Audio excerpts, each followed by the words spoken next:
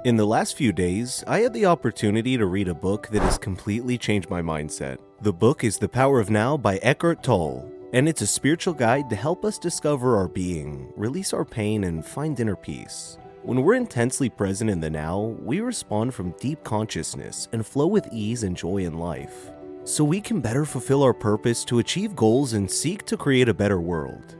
In the preface, the writer draws about his past, worn out by anxiety crisis that flows in a deeper depression. The Power of Now is an amazing book that has found global success and helped millions of readers. The path that leads us to happiness, it's long and challenging.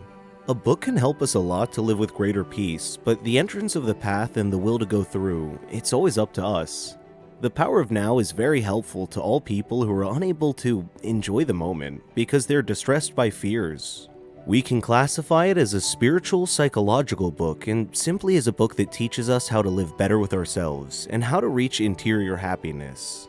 The author teaches us to live in the present, removing harmful thoughts and worries that are referred to as our past or future. Past and future are created in our mind, a sort of illusion, entailing anxiety and suffering. The book shows relaxing and meditating techniques, helping us to focus on the moment that we're actually living in.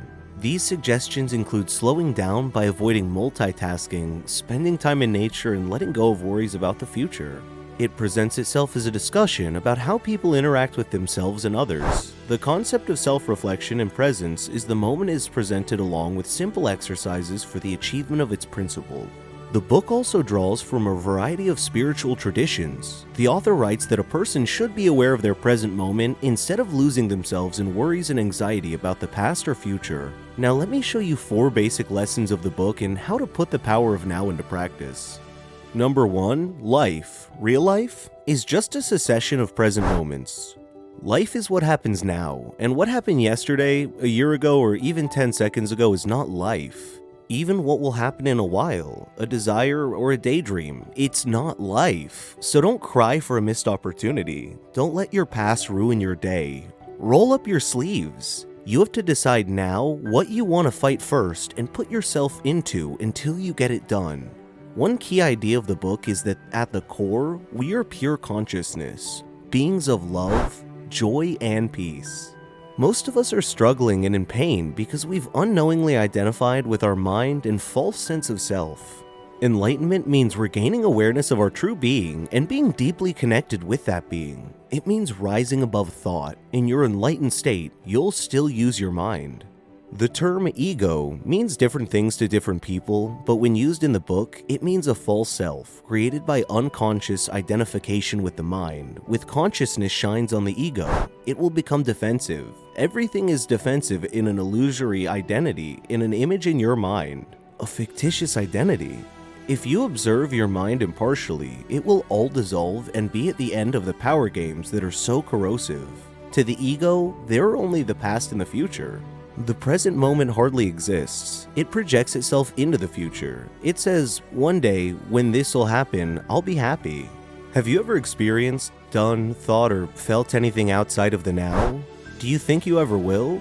Is it possible for anything to happen to be outside of the now? Nothing has ever happened in the past or the future. It happens now.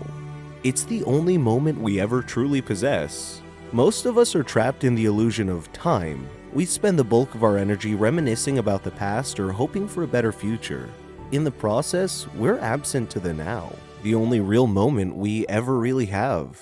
Worse still, we create pain in the present when we unconsciously resist what is, either through judgment or negativity. Number 2, the anger and pain you feel comes from resisting the things you can no longer change. Forget the past, forget the wrongs, the mistakes, the missed opportunities, and without crying, just dedicate yourself to the present and apply the power of now.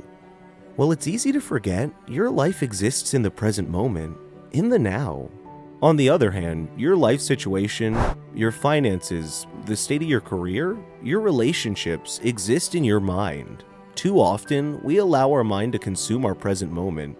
And in doing so, we fail to recognize the difference between our thoughts and about reality and reality itself. The greatest obstacle to experience reality is the identification of the mind. It creates concepts, labels, images, words, judgments, and definitions which block your relationships with the now. The mind is a superb instrument if used correctly. If used wrongly, it uses you. This is the disease that you believe you are. Your mind and the instrument is taken over. It is using you, and you don't even know you're a slave to it. Number 3. Constantly observe your mind as if you were an outside observer. By viewing your thoughts as an outside observer, you can evaluate them more neutrally, as if you were watching a movie or something that happens to others. This continuous observation will allow you to freeze your brain, allowing you to create deviations and alternative mental paths over time that come into operation. The moment you start watching the thinker, a high-level consciousness becomes activated. The good news is, you can free yourself from your mind right now.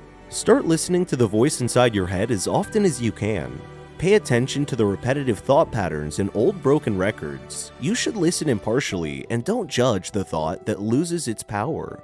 One day, you'll catch yourself smiling at your voice inside your head like it's a little child. To access the power of now, make it your job to withdraw from the past or the future whenever you can. If an imagined future is better, it gives you hope on pleasurable anticipation. If it's worse, it creates anxiety.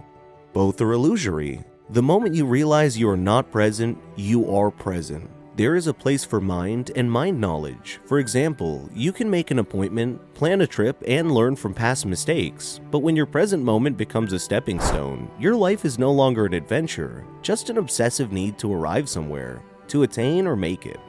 You no longer smell the flowers by the wayside or are aware of the beauty around you. The present moment is all that you'll ever have.